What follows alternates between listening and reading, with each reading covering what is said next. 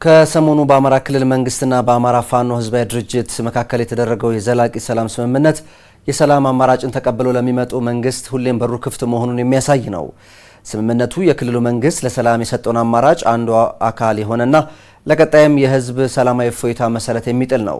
ስምምነቱ መንግስት ያለውን ወደ ሰፊነትና በአገር ጉዳይ አብሮ ለመስራትም ያለውን ቀናይነት የሚያሳይ ነው ተብሏል። ተመልካቾች በዚህ ጉዳይ ላይ ተጨማሪ ማብራሪያዎች ለመጠየቅ እዚህ ስቱዲዮ እንግዳ ጋብዘናል። እንግዳችን የኢትዮጵያ ሲቪል ማህበረሰብ ምክር ቤት ፕሬዝዳንት ናቸው። ፕሬዝዳንት አህመድ ሁሴን ጥሪያችንን አክብረው እዚህ ስለተገኙ እንኳን ደህና መጡ።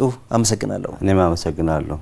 መልካም እንግዲህ በመግቢያ ላይ ለመጥቀስ እንደሞከርኩት ከሰሞኑ በአማራ ክልል መንግስትና እንደዚሁም በአፋሃድ መካከል የተደረገው ዘላቂ የሰላም ስምምነት በርካቶች በዛ ላይ ሀሳባቸውን እየሰጡ ነው፣ ደስታቸውንም እየገለጹ ነው።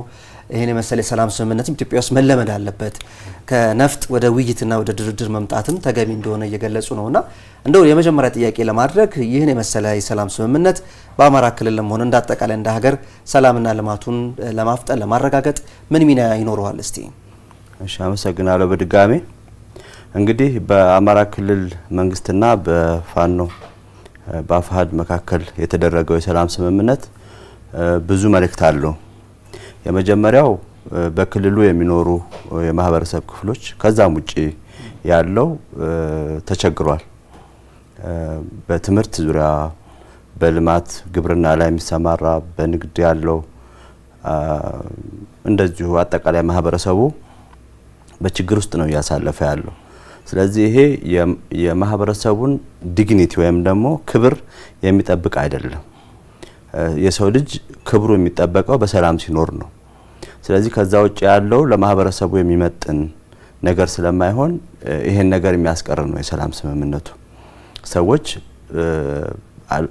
ላይግባቡ ይችላሉ። ነገር ግን አለመግባባታቸውን መፍታት ያለባቸው ዘመናዊ በሆነ መንገድ፣ ያ ማለት በምክክር በንግግር ሊፈታ የሚችል ጉዳይ ስለሚሆን ማለት ነው። ከዛ ውጭ ያለው አጥፊ ነው የሚሆነው። ሰው ማህበረሰቡ የተማረ ይግደለኝ የሚል እሴት ወይም ቫልዩ ያለው ማህበረሰብ ሆኖ ነገር ግን ደግሞ ከዛ በተቃራኒው ተማሪዎች የትምህርት ገበታቸው ላይ እንዳይገኙ የሚያደርግ፣ መምህራኖች በአግባቡ ትምህርታቸውን መስጠት እንዳይችሉ የሚያደርግ፣ ገበሬው ጠንካራ ሆኖ የሚያርስ ሆኖ ያለ ነገር ግን በሰላም እጦት ምክንያት ማረስ የማይችል ሲሆን ይሄ እንዳጠቃላይ ልማትን ወደ ኋላ የሚያስቀር የህዝቡን የመተማመን ሁኔታ የሚጎትት ከዛ በተቃራኒ የሆነ ነው እየሆነ ያለውና ያንን ወደ ነበረበት የሚመልስ ነው የሚሆነው የሰላም ስምምነቱ። በሌላ መንገድ የዲሞክራሲ ባህል ግንባታችንንም የሚያፋጥን ነው የሚሆነው።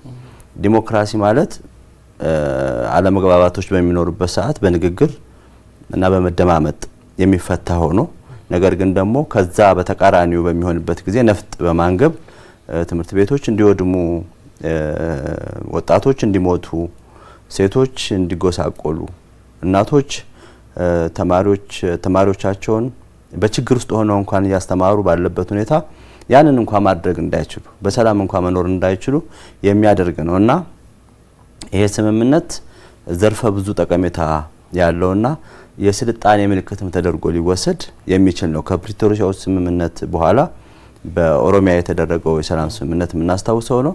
አሁን ደግሞ በአማራ ክልል እየቀጠለ ነው ያለውና ግጭት ሌላ ግጭትን ከመፍጠር የዘለለ ሚና የለው።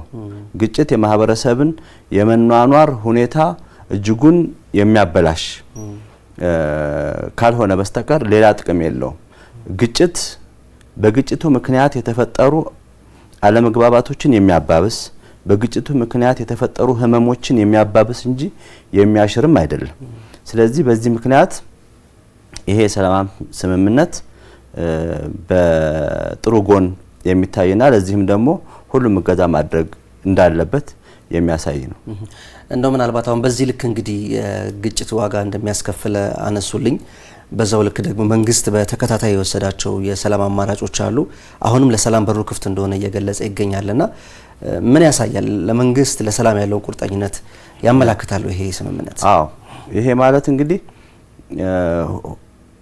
መንግስት በዋናነት አንድ አካል ነው በዚህ ግጭት ውስጥ። ስለዚህ ግጭቱ እንዳይስፋፋ ለማድረግ የማህበረሰቡ የበለጠ ጉዳት እንዳይደርስበት ለማድረግ ኢኮኖሚያችን የበለጠ እንዳይደቅ ለማድረግ መንግስት የሚቻለውን ነገር እያደረገ ነው። ያ ሲሆን ዞሮ ዞሮ ግጭት ውስጥ የገባ አካል ብዙ ጉዳቶች ይኖሩታል። ስለዚህ መንግስትም ለዚህ እያደረገ ያለው ሆደ ሰፊነት በቀላል የሚታይ አይደለም። ስለዚህ ሌሎችም አካላትን የሚጋብዝ ነው የሚሆነው። ምክንያቱም ለሰላም ስምምነቱ እጅ የሰጠ አካል ሌሎችም አካላት እንዲከተሉት የሚያደርግ ነው እና ይሄ አይነት ባህሉም ከመንግስት በፊቱ ሁኔታ የሚታወቅ አይደለም። አንድ አሸናፊ ካለ የአሸናፊነቱን የሚያስቀጥልበት ሁኔታ ነው። ያ ደግሞ ዘላቂ ሰላምን አያመጣም።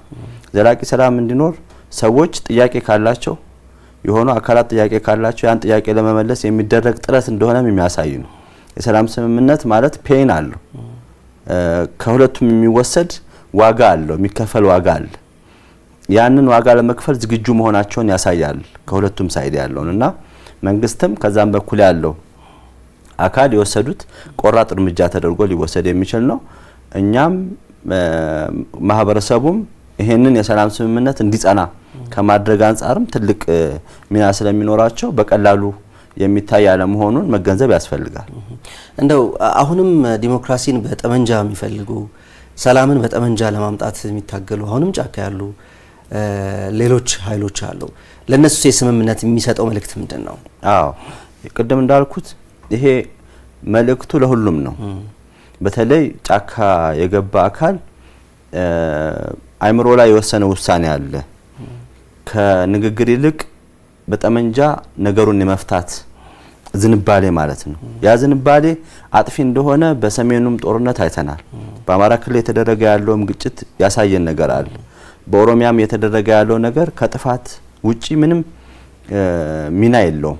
ስለዚህ አሁንም እነዚህ አካላት ያላቸው ጥያቄ ሪኮግናይዝ ተደርጎ ጥያቄው እንዲፈታ የሁለቱም አካል ስምምነት ያስፈልጋል። ስለዚህ ለማህበረሰቡ ተብሎ የሚደረግ ዋጋ ከሆነ የሚከፈል ዋጋ ከሆነ አሁንም ማህበረሰቡ እየፈለገ ያለው ሰላም ነው። ማህበረሰቡ በሁሉም መንገድ ሰላማዊ አገር፣ ሰላማዊ አካባቢን ይፈልጋል። ሰላማዊ አካባቢ ባለበት ነው ልጁ ማስተማር የሚችለው። ሰላም ባለበት ነው መነገድ የሚችለው፣ ማረስ የሚችለው፣ ያረሰውን መሸጥ የሚችለው። ስለዚህ ይሄ የሰላም ስምምነት መደረጉ ሌሎች በጫካ ያሉ ወገኖችም ሊከተሉት የሚገባ ለነሱም ፈር የሚቀድ ነው ብዬ አስባለሁ። መልካም። የኢትዮጵያ ሲቪል ማህበረሰብ ምክር ቤት ፕሬዝዳንት አቶ አህመድ ሁሴን እዚህ ስቱዲዮ ተገኝተው ለሰጡን ማብራሪያ አመሰግናለሁ። እኔ በጣም አመሰግናለሁ።